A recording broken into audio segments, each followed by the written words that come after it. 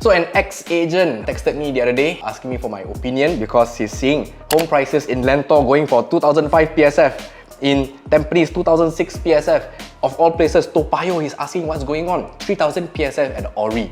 And he's asking, is this normal? Because he used to be seeing projects at the Resale Marina Bay going for 2006 PSF with Bayview. Today, that same 2006 PSF is getting you Tampines. And honestly, I told him this is becoming more normal than a lot of people realize. And I've been in the market long enough to know, to see that the slower we accept, the slower I accepted the new price norms, the faster we'll be left behind. So we have to tell ourselves that this 2007 PSF OCR is here to stay. And we've seen it in Clementi, in Jurong, Tampines. We've seen it where your mass market projects are entering the luxury price bracket and everything has moved up. And today the question is, if your OCR pricing is at Orchard Road pricing, why don't you just go for Orchard Road? People still have this mindset that your CCR projects, your core central region project is expensive, is risky. Problem is, I believe that belief is outdated. Let's unpack why in this video. Alright, so basically in 2010, when your OCR was, let's say, the economy class, your CCR would be your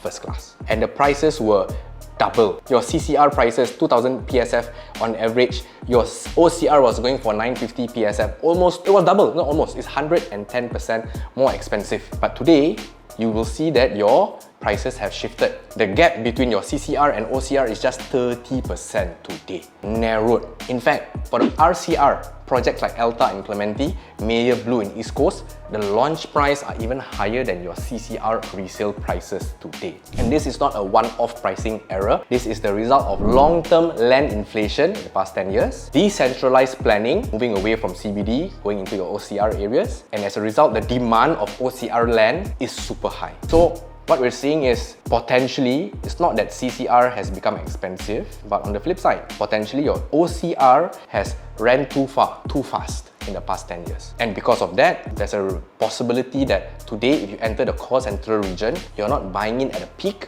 you are buying at the floor. Because eventually your 30% may one day go back to 110% difference. Why do I say your OCR is running ahead of its fundamentals? Because some of you would say that, hey, OCR improved already. Now we have mall, we have MRT everywhere, got better amenities, our parents are staying at our doorstep, so higher prices are justified. And I get that. Upgrades matters, or this kind of upgrade in the past decade matters.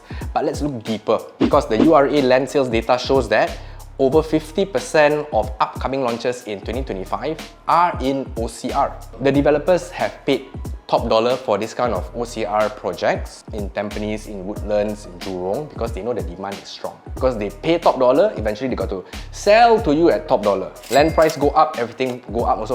So what we're seeing 2006 in Tampines, we're seeing 3000 in Toa Payoh. That is the result. And that is also the risk. Because today, when you buy all these kind of OCR projects, when these projects hit the resale market in 5 to 10 years time, you're going to see an oversupply of similar looking projects, similar looking locations, all within the same price band, all fighting for that same one resale buyer in the future. So imagine if it's in 2030 today, you want to sell your OCR project that's recently completed. Your buyer has 10 other similar OCR to choose from, all new, all nearby, all around the same price. So how will yours stand out? Someone was telling me sometimes the biggest risk in the market is the one that feels the safest. When everyone is herd mentality going for the same project, same type of project, feels safe. But essentially, it's one of the riskiest options. Going back to CCR, the problem was not pricing. A lot of people think that CCR projects were expensive. Problem was the product. What am I talking about? Okay, I'm going to clear something out. People say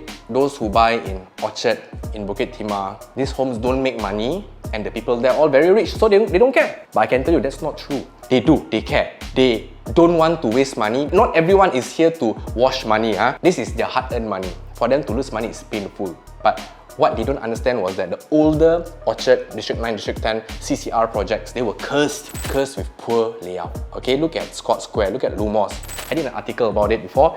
I'll put the link in the description. Basically, these projects, they were full of inefficient layouts. You can see oversized balconies, 20% of the entire house balcony, but you spend what? Only 2%, 5% of the time in the balcony. Kitchens too tiny, too small, corridors too long, all wasted, inefficient space. So the URA has been stepping in from 2008 till as recent as 2023. They've been changing the policies. They kept the limit the size of the balcony. They introduce minimum space standards. They also introduce harmonized GFA to improve the livability of condos in all of Singapore. As a result, we're seeing core central region projects getting better. Like what? Like your Irwell Hill residences, Gramercy Park, Avenir. They all have practical layouts. They all have family-sized units as well as full facilities.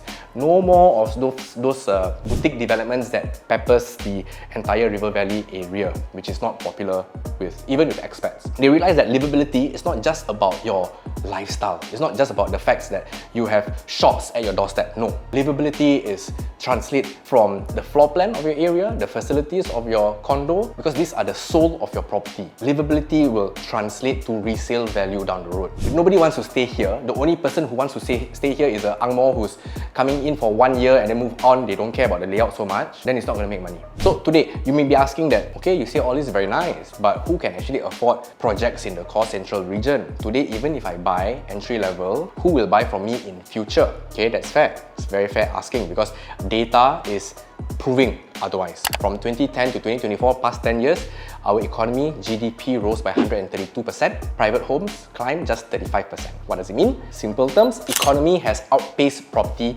prices. Which means, on a national level, affordability has improved. And we're seeing the proof on the ground today whereby 90% of your CCR core central region buyers are Singaporeans, are PRs. Your foreigners are out of the game. Buyers are no longer flipping, buyers are no longer speculating. They are here to stay. Like literally, they're buying for own stay. And that is a grounded set of demand. You're not here to flip the market. You're not trying to speculate and build a bubble so that they can exit at the top. No. This is a sign that your CCR core central region is no longer just a trophy asset. It is becoming a genuine home base for Singaporean families who can only afford to have one property per household. Knowing that when developers know that Singaporeans buy a home to stay, not just the developer, in fact the government has been helping a transformation that's happening very quietly. Let's go one step further. Your CCR isn't just cheap in terms of affordability today, it is actually even better. What am I talking about? You have your Thomson East Coast line. It's a very important line in the next few years where your stations like Great World, Napier, all operational already, and we're seeing a quiet transformation because you're going to see like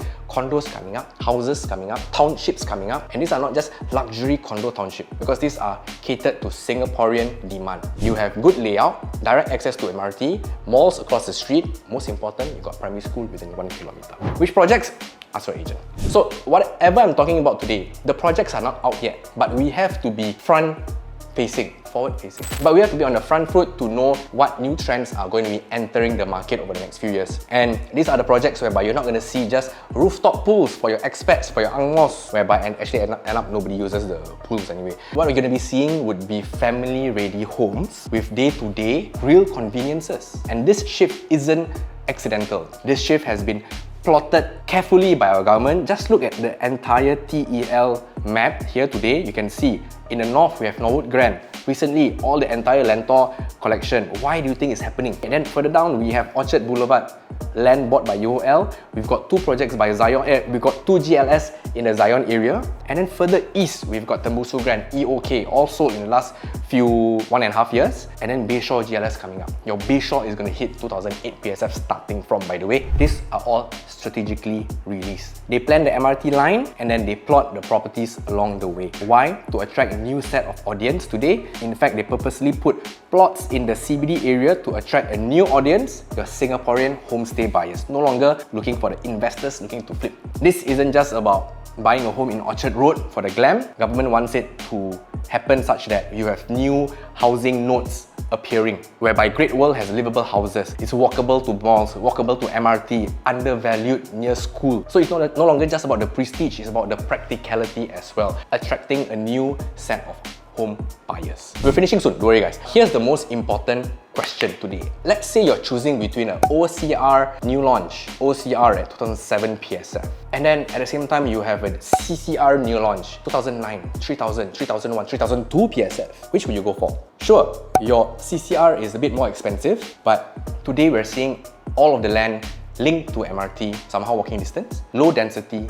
built for real families. OCR today, however, you got so many options. Which one do you think will be an easier exit in the next 5 years? Of course, I'm leaning towards your CCR. That's the whole point of today's video, right? Because CCR today has scarcity, and also the buyers who go towards a CCR, they have higher income. So this higher income supports the entire area, and you have transformation coming into this CCR today. Now, with your OCR, however, today we're seeing a lot of competition, a lot of volume, and then when you want to exit, it's going to be a crowded exit. So I always tell my clients, you must buy a property that's consumable, not just by you, by your next buyer.